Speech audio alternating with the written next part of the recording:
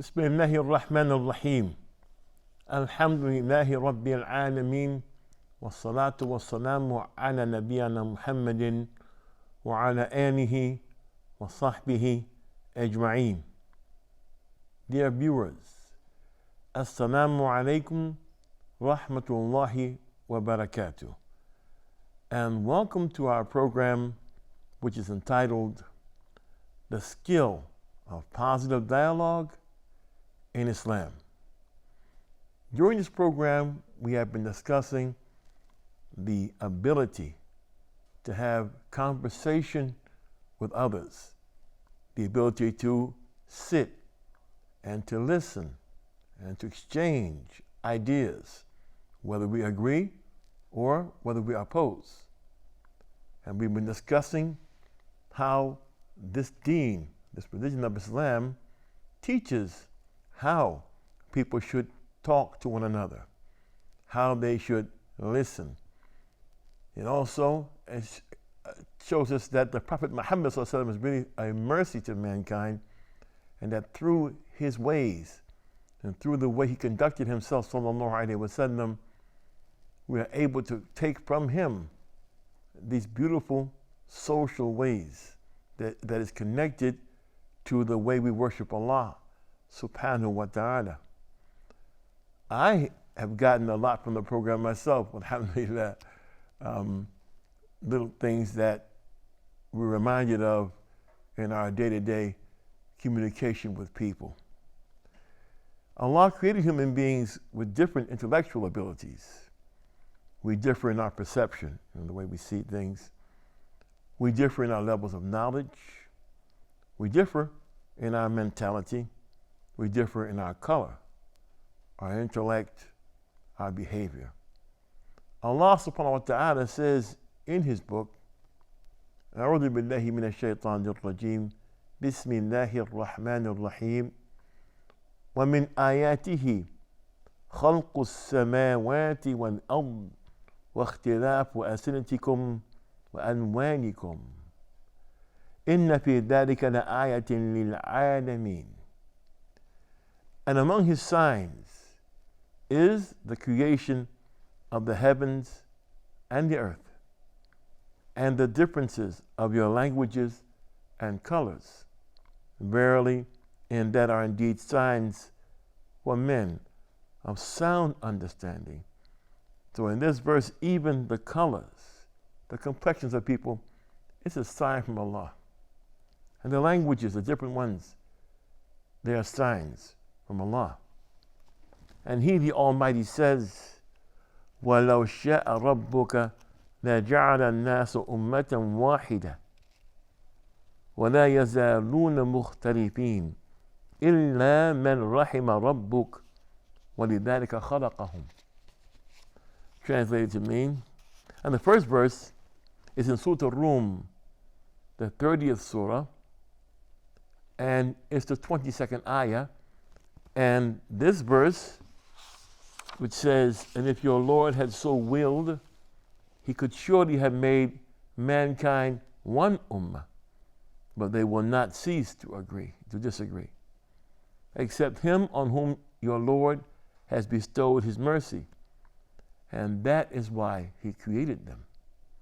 And this is found in Surah Hud, the 11th surah, verse 118 and 119. So as people differ in their opinions, and there's no harm in that, as they differ in their faiths, their attitudes, intellectual abilities, and perception of matters, issues, and religious rulings, we need to apply the skill of hiwar, the skill of dialogue. Allah gave the Prophet Muhammad sallallahu alaihi wasallam as his messenger the ability to understand the importance of communicating with people. He did not limit his communication to those who were believers. Rather, the Prophet sallallahu alaihi wasallam saw all people, regardless of religion, language, race, gender, social status, or position. He saw them all as human beings. And thus, he established good communication with them as human beings. Because that is how Islam addresses people. It addresses them directly. Ya ayyuhan nas. It addresses them as human beings, the whole human. It addresses the human intellect, the human soul, the human body. The whole person is being addressed as a person. Allah revealed to him, the Messenger ﷺ, to say, قُلْ يَا أَيُّهَا النَّاسِ إِنِّي رَسُولُ اللَّهِ إِلَيْكُمْ جَمِيعًا الَّذِي لَهُ مُلْكُ السَّمَاوَاتِ وَالْأَرْضِ لَا إِلَهَ إِلَّا هُوَ يُحْيِي وَيُمِيتُ. Say, he's told to say, meaning the Messenger is told to say to the people, O mankind, verily, I am sent to you all as the messenger of Allah, who owns the domain of the heavens and the earth. La ilaha illa huwa. None has the right to be worshipped in truth except He, Allah. It is He who gives life and causes death. And this verse is found in the 7th surah, Surah Araf. It's the 158th ayah or verse. So whether people are Arabs, non-Arabs, Muslims, Jews, Christians, or other faiths, the Prophet Muhammad ﷺ conveyed Allah's divine message to them. He conveyed Allah's message to all of them. It was his job to call to Allah subhanahu wa ta'ala, to the worship of Allah. And so he conveyed Allah's message to all the people. He set examples that could be brought to life and practiced in his sunnah. The things that he said, the things that he did, and the things that he approved that were done in front of him. In past episodes, we have discussed the use of wholesome speech. This use of wholesome speech is an evidence of the level of the intellect of people, that they're able to speak their language cleanly is an indication, as we say, of their smarts, of how intelligent they are. That they don't need the language which is language of filth, no matter who does it. And that they would never help to spread the language of filth to indicate filthy things. So when speaking to other people, it is very important to speak to them with decent speech. This is a speech which is universally recognized. Good speech is recognized wherever we go. We also covered in the past being a good listener, meaning really to sit and patiently focus on the person who you're speaking to. When they're speaking to you, that you hear what they say. Not just defend yourself or ready to respond right away. Not just having defenses up, but really listening to understand what they're saying to you. We talked about having a merciful attitude during a dialogue. If that fits a situation where you should have mercy on people, you're not willing to attack them, waiting to attack them, but as they're speaking to you, your response to them is to show them some leniency if that's possible in the situation. To be lenient with them, to communicate with them. Here again, this message of Islam. To communicate to the non-Muslims the message of Islam, and to communicate to the Muslims the message of Al-Islam. we talked about having a dialogue with children. How at a young age that they're able to speak to us and we speak to them, and depending upon their age, we talk with them based upon their ages. And also we show them mercy also. And that we should communicate with our children. We should have dialogue with them that's suitable to their age, and not just leave them to play or leave them without talking to them and don't give them the opportunity to express themselves to us.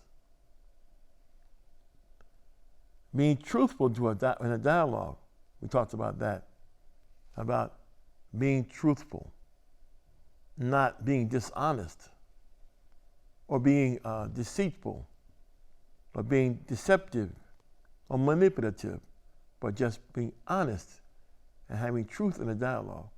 And that truth, we accept what is absolutely true, whether it comes from a friend or whether it comes from someone who's not a friend.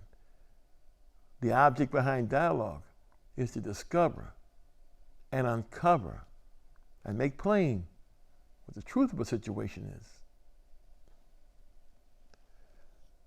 We've come now to the portion of the program where we discuss another important aspect of having a dialogue with others.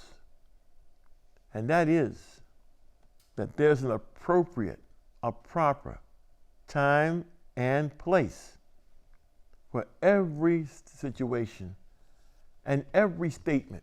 Every statement has an appropriate time, an appropriate place, and the appropriate person who should be saying it. Every human situation, whether it be word or deed, has an appropriate time to accomplish it. As Allah says in the Quran, لِكُلِّ نَبِإٍ مُسْتَقَرٍ. For every news, there is a fact. Meaning, for everything, there's an appointed term, an appointed time that it can get done. There are three basic things to consider when looking at when is it appropriate to have a dialogue with someone. And that is, one, the location of the dialogue, the place that we have it in. We can't have a dialogue which is personal and have focus if we decide to speak in a crowded place. We can't talk to someone about something which we need to speak to them about, especially if it's personal and private. If we're in a room full of people and they may be trying to, or just listening to us because they're close by. So picking the place to speak to someone is very important.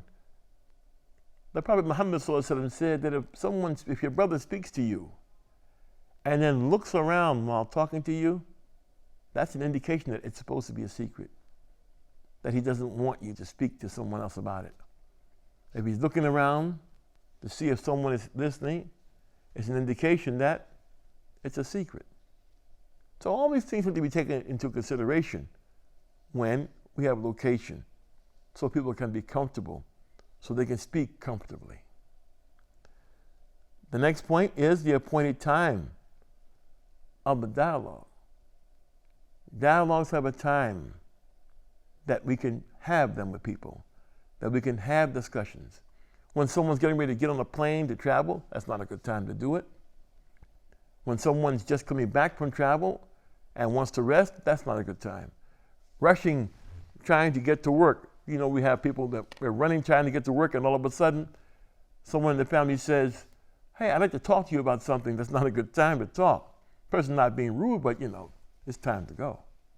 Time to go to work. That's not a good time. So always consider time when you're speaking to someone, so you can get the most out of the conversation and the person who's listening to you can focus. And also the personalities. Number 3, the personalities that are involved in the discussion that we have to consider. Who we're talking to. So we can consider how we're going to talk to them about certain issues. A person who's fast to anger, quick to anger, you might want to be very careful about how we speak to them and what we speak to them about, and so on. In the example we used last episode, we used the example of Uthman ibn Affan. And the Messenger of Allah was sitting in Aisha's house, radiallahu anha, and she said that Abu Bakr as-Siddiq, that he sought permission to come in. And the Messenger of Allah had part of his thigh uncovered. And when Abu Bakr as-Siddiq came in, he didn't move. And Abu Bakr as-Siddiq, radiallahu anhu, he took care of his business with the Prophet sallallahu alaihi wasallam, and then he left. And after him, Umar ibn Khattab came. He sought permission to come in, and the Prophet sallallahu alaihi wasallam stayed the way he was. And Umar came in, and he spoke, and then he left.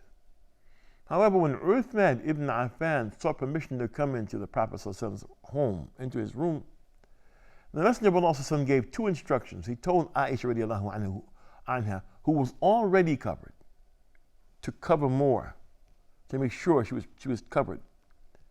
And he himself, he sat up and he straightened his clothing and covered the part of his leg that was uncovered. Uthman ibn Affan came in. He took care of his affair with the Prophet ﷺ, and he left. Our mother, the mother of the faithful, Aisha radiallahu anha, was curious about this. And she asked him, sallallahu alaihi wasallam, she asked the Prophet that when Abu Bakr came in, you didn't change your position, you weren't concerned about it. And when Umar ibn Khattab came in, you didn't change your position, you weren't concerned about it. But when Uthman ibn Affan came in, you sat up and you straightened up your clothes. And he said two things. On one hadith, he said, should I not be concerned or bashful in front of the one who the angels are bashful in front of? And then two, he said, on another hadith, that he wanted Uthman ibn Affan to be comfortable. And he thought that Uthman ibn Affan, because of his shyness, that he might not say the things that he wanted to say, but might turn around and leave the room. We'll cover more of this aspect of a dialogue in our next episode, inshallah. I'm Talib Abdullah for the Sharjah Broadcast Authority. Thank you for the privilege of your time. Assalamu alaikum wa rahmatullahi wa barakatuh.